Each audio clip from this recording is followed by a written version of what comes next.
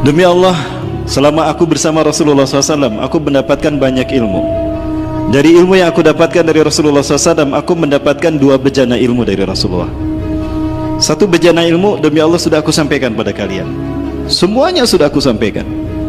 Namun ada 1 bejana ilmu yang belum pernah aku sampaikan selama ini, karena aku tahu jika aku menyampaikannya, maka nyawa aku taruhannya. Artinya ada 1 bejana ilmu yang diterima Abu Hurairah dari Rasulullah SAW, itu disembunyikan, tidak disampaikan. Lalu Abu Hurairah mengatakan, hari ini kalian menyaksikan aku sampai pada akhir ajalku, maka aku sampaikan pada kalian bejana ilmu ini, karena aku khawatir aku termasuk dikatakan menyembunyikan ilmu, menyembunyikan kebenaran, dan itu dosa bagi pertama, al-um. Baik Bapak Ibu mata Allah, nah kita melihat ada 3 bangsa yang disebutkan di sini. Rusia, Amerika Serikat, dan Cina. Kemudian sepanjang mereka roadmap dalam melakukan upaya untuk menguasai dunia, tadi ada negara-negara yang ikut bekerja sama dengan mereka. Negara mana tadi? Iran. Kemudian negara Suriah, dan ada negara Mesir, dan ada negara Indochina. Maksud saya itu, Indochina. Itu nggak usah disebutkan. Baik Bapak Ibu rahmati Allah Subhanahu wa taala. Ya, nah, konflik inilah yang ternyata menjadi pemicu terjadinya perang Armageddon. Dan kita menyaksikan bagaimana nuklir dijatuhkan bertubi-tubi kepada saudara-saudara kita yang ada di Timur Tengah, baik di Palestina, baik di Suriah, ataupun di Irak, ataupun di Mesir, ataupun di Tunisia, ataupun di Libya, bahkan di Afghanistan dan Yaman.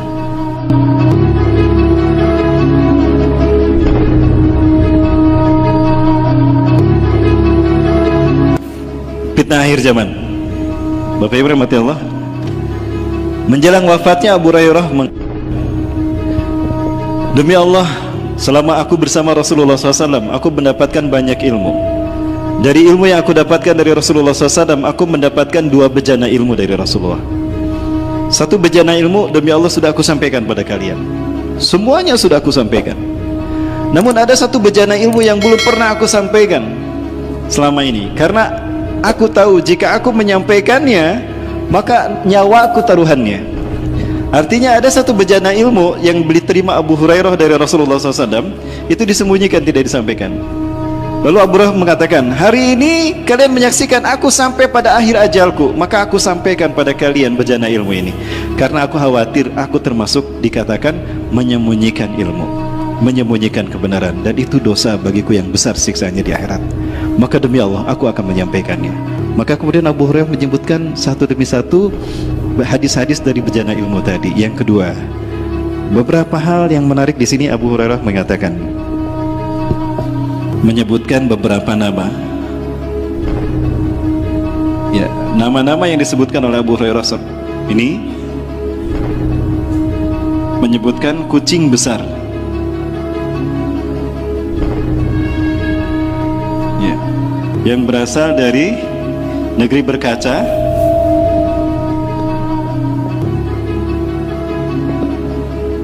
Ya, kemudian juga menyebutkan kata Rus atau Al-Rus. Yang kedua, Abu Hurairah menyebutkan bahwa Rasulullah SAW menyebutkan sebuah negara yang dipimpin oleh ratu besar, seorang ratu besar. Dan Rasulullah menyebutkan nama Amerika. Yang ketiga, Rasulullah SAW juga menyebutkan 1 bangsa yang ciri-cirinya bermata sipit, berkulit merah, dan berhidung pesek, dan berwajah lebar. Dan Rasul menamakan mereka bangsa Turki. Menemukan mereka bangsa Turki. Ini beberapa hal, 3 hal diantara apa yang disampaikan oleh Abu Hurairah terkait dengan bejana ilmu yang kedua. Menarik Bapak Ibu kalau kita lihat apa yang disampaikan oleh Abu Hurairah. Pertama tentang kucing besar dan juga negeri yang berkaca dan Rus atau Al-Rus. Kira-kira ini asumsinya ke negara mana?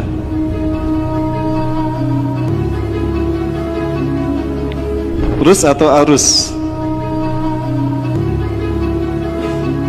Kalau saya lebih kepada Rusia. Ya, Rusia. Rusia ini negara yang juga punya musim salju. Ya, dan saljunya ini menjadi bagian dari aktivitas hidup mereka yang terkesan ini menjadi kaca bagi mereka. Mohon maaf, mungkin asumsi saya salah, silakan. Berbeda pendapat silakan. Ya. Dan kucing besar di sini asumsi saya kepada Vladimir Putin. Dia punya ambisi untuk menguasai Timur Tengah, mengalahkan Amerika. Dia curi start dan ini berhasil. Perhatikan saja para sekalian. Dalam beberapa foto ini, dia berhasil mengambil hati dari pemimpin-pemimpin Arab yang ternyata Putin ikut membantu dalam resesi atau dalam konflik yang terjadi di negara mereka.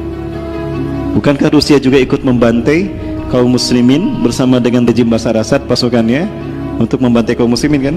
Di Idlib, di Homs, ya, di Latakia, di mana lagi di Aleppo, perempuan sekalian. Nah, kemudian ternyata Vladimir Putin pula pernah bekerjasama dan membantu Abdul Fattah As-Sisi untuk berkuasa dan menggulingkan Muhammad Morsi. Begitu pula dengan Israel. Ya, karena Israel berada di satu negara bagian dari negara wilayah Syam, maka Putin pun melakukan hubungan erat, menjalin hubungan erat dengan Israel yang memang sejak awal sudah getol melakukan upaya untuk menciptakan the New World Order, tata dunia baru, mewujudkan hegemoninya menguasai dunia. Yang dia ingin Israel memang dunia, tapi titik tolaknya adalah Palestina. Karena dalam pandangan Israel, Palestina adalah jantung dunia. Dia menghubungkan tiga benua, benua Amerika, benua Afrika, Mesir dan Afrika, benua Eropa, dan benua Asia. Ya, dalam teori jantung dunia, siapapun yang menguasai Palestina, dia akan menguasai dunia. Nah, Israel menguasai Palestina.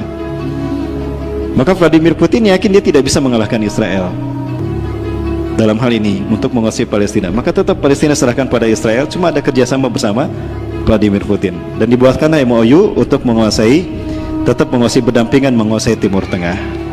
Ya, MOU dan kesepakatan yang mereka buatkan kemudian diserahkan kepada bangsa yang menjadi eksekutor di lapangan. Siapa dia?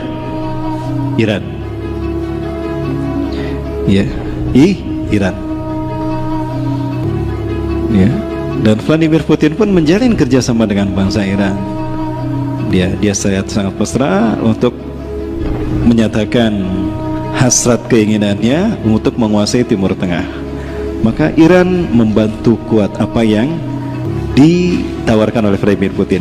Karena jika Israel sepakat, maka Iran pun sepakat. Karena antara Israel dan Iran itu setali tiga uang, 11-12. Di mana ada Iran, di sana ada Israel. Di mana ada Syiah, di sana ada Zionis. Ya, karena Syiah ciptaan Yahudi Bapak Ibu, baik secara ideologi ataupun secara politik. Secara ideologi, Syiah diciptakan oleh Abdullah bin Sabah di zaman Ali bin Abi Thalib radhiyallahu anhu, sahabat Rasulullah SAW. Ya, setelah diusir oleh Ali, tadinya mau dibunuh, tidak jadi, diusir oleh Ali, lalu di Madain dia menciptakan sekte Syiah Sabaiyah. Itu sekte Syiah pertama di muka bumi.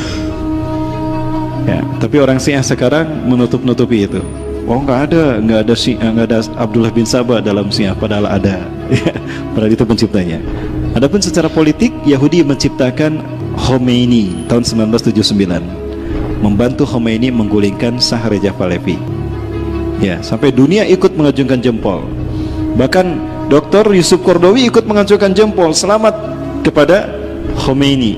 Tapi begitu tahu ternyata Khomeini akidahnya Syiah, Dr. Yusuf Qaradawi meminta maaf dan bertobat, menyatakan diri saya bertobat pada Allah atas jeroan yang salah dari saya. Kalau dulu mengira Khomeini akan memenangkan Islam dan kaum muslim, ternyata bagian dari Yahudi. Baik. Dan berikutnya, Syiah berambisi untuk menyebarkan ajarannya melalui tahapan-tahapan yang digagas oleh Khomeini. Program 50 tahunan yang hari ini sudah sampai pada tahap kelima.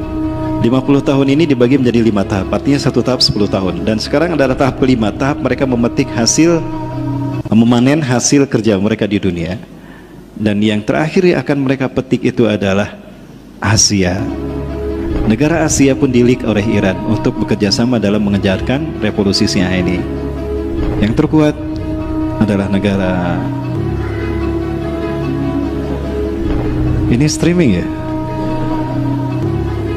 Baik, tidak mengarah ke sana tapi mengarah ke saya.